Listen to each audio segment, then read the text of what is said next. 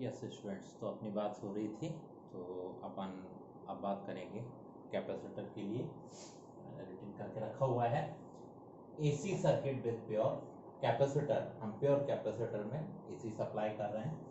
सबसे पहले first point में अपने पास डायग्राम आना चाहिए। मैंने डायग्राम लिया हुआ है कैपेसिटर, ये हमारे पास एक एसी सोर्स।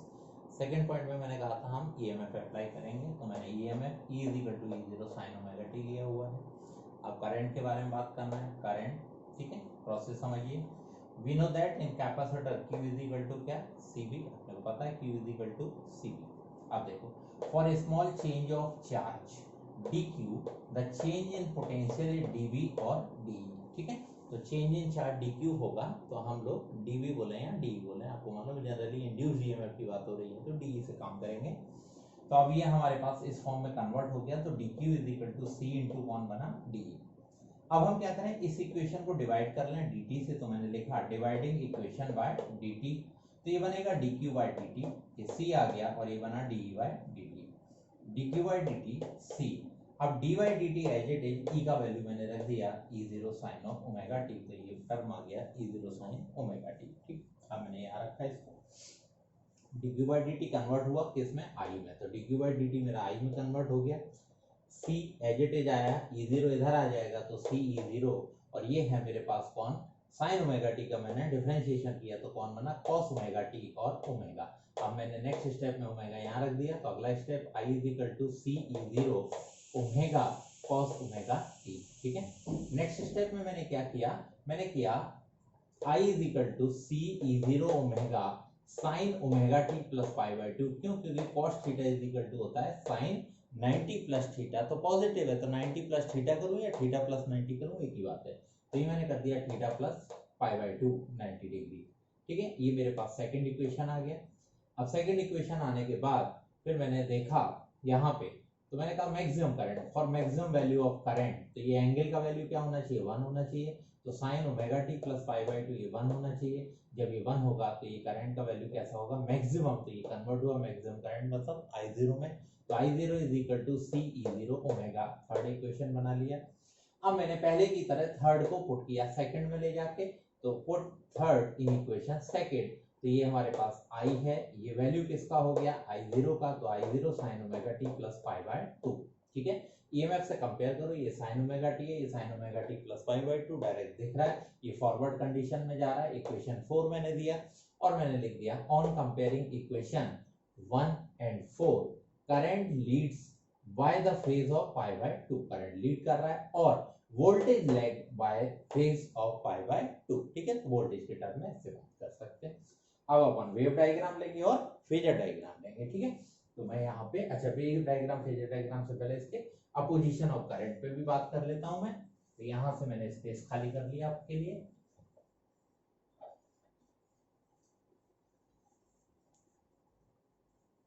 ये सारे के सारे डेरिवेशन जो है ना वो अपने 12th क्लास के लिए होते हैं, कॉम्पिटेटिव में तो बस हमें याद रखना है। अभी मैं याद करा दूंगा आपको, कौन 90 डिग्री आगे, कौन 90 डिग्री पीछे, ठीक है। तो पहले मैं जरा अपोजिशन की बात कर लूं। तो पहले मैंने लिया अपोजिशन ऑफ करंट, तो फोर्थ नंबर,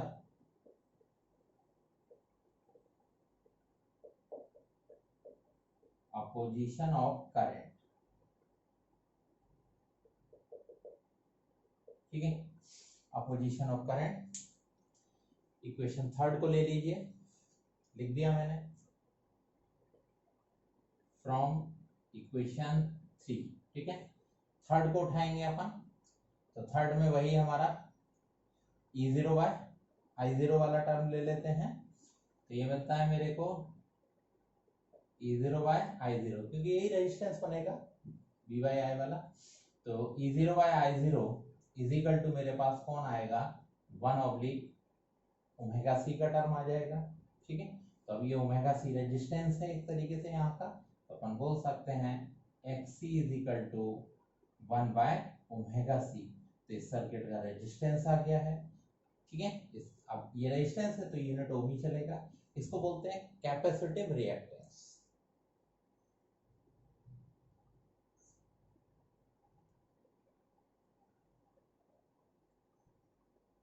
ठीक है। ये बन गया मेरे पास कैपेसिटिव रिएक्टेंस। अब मैं फेजर डायग्राम और वेव डायग्राम और बना लेता हूँ। मैं इधर स्पेस ले लेता हूँ जरा।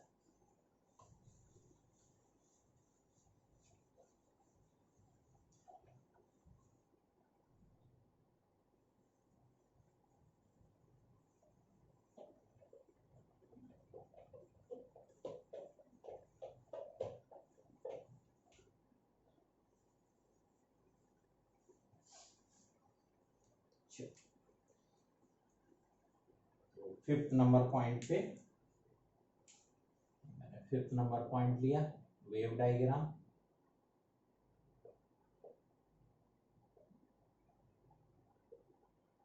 पहले अपन वेव डायग्राम ले रहे हैं।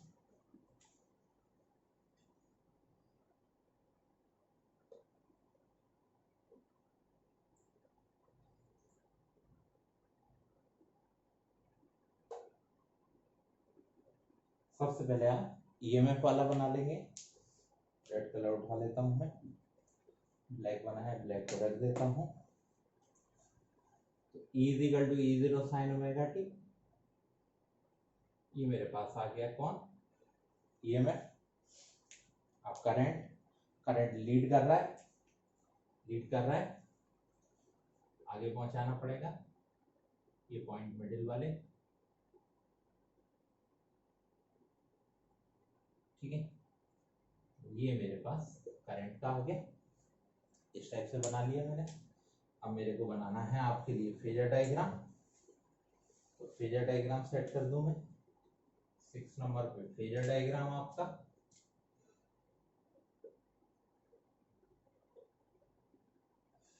डायग्राम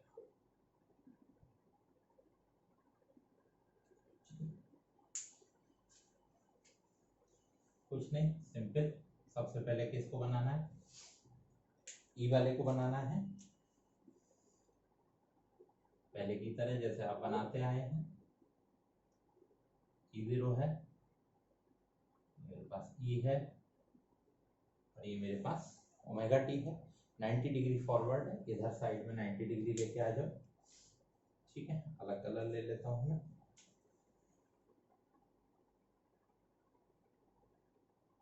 बस ये एंगल 90 डिग्री आना चाहिए आपका।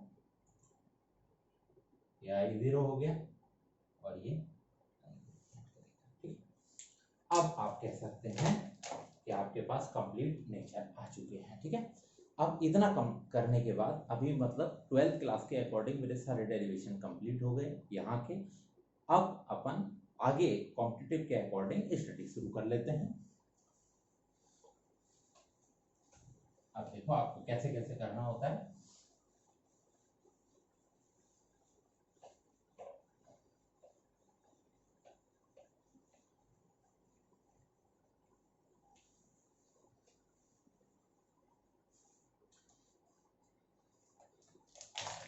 अपना एनसीईआरटी की बुक में बेटे जब देखोगे ना तो उन्होंने काफी टाइम पास किया है।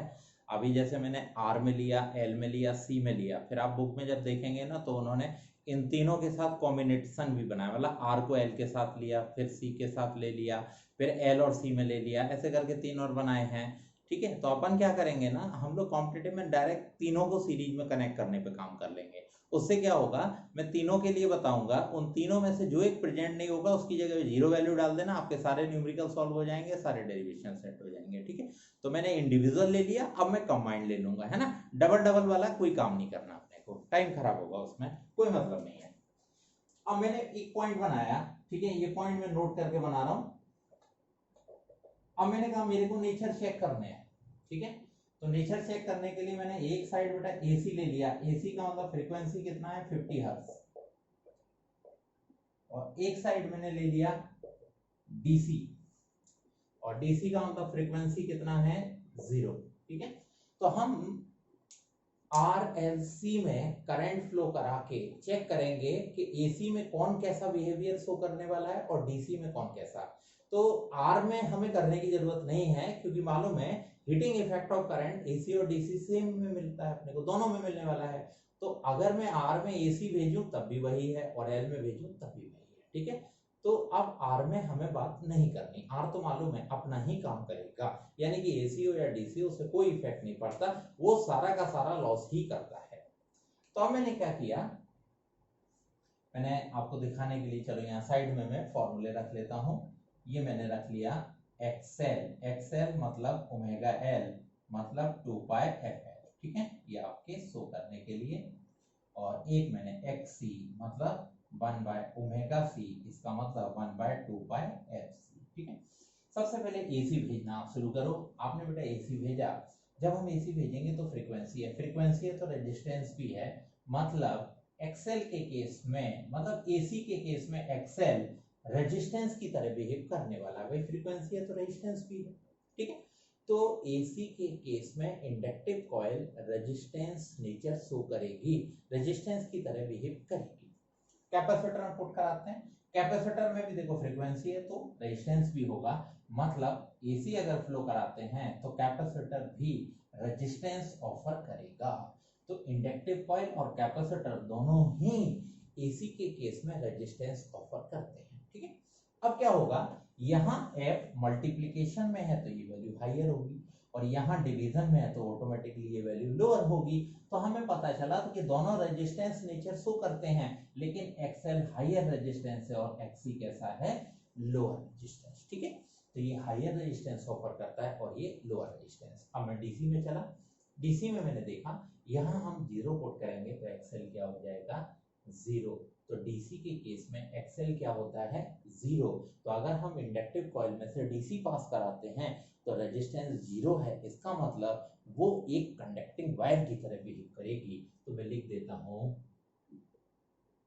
एज एन कंडक्टिंग वायर, ठीक है, एज एन कंडक्टिंग। कैपेसिटर मैंने पुट किया तो यहां फ्रीक्वेंसीज पुट करेंगे 0, तो 1 बाय 0 इनफाइनाइट हो जाएगा, तो मिलता है मेरे का XC इज इक्वल टू कितना, इनफाइनाइट, ठीक है। तो डीसी के केस में बेटा कैपेसिटर कितनी रेजिस्टेंस ऑफर कर रहा है, इनफाइनाइट रेजिस्टेंस ऑफर कर रहा है, इसीलिए बोला जाता है कि एसी जो है वो कैपेसिटर से पास होती है लेकिन डीसी पास नहीं होती। क्यों नहीं पास होती, क्योंकि डीसी के केस में रेजिस्टेंस ऑफर कर रहा है कितना, इनफाइनाइट, ठीक है। चलो एक ही पॉइंट मैंने आपको समझा दिया, अब हमें नेचर क्लियर हो गया। अब हम डायरेक्ट चलते हैं एलसीआर सीरीज सर्किट पे। आप इसको बहुत अच्छे से समझना, फॉर्मूला डेवलपमेंट देख लेना, मान के रखो एग्जाम में एक न्यूमेरिकल कैपेसिटर के इसको, मतलब एक न्यूमेरिकल एलसीआर सीरीज सर्किट से आना ही आना है, ठीक है। तो अब हम लोग एलसीआर सीरीज सर्किट पे बात करने वाले हैं, ठीक है।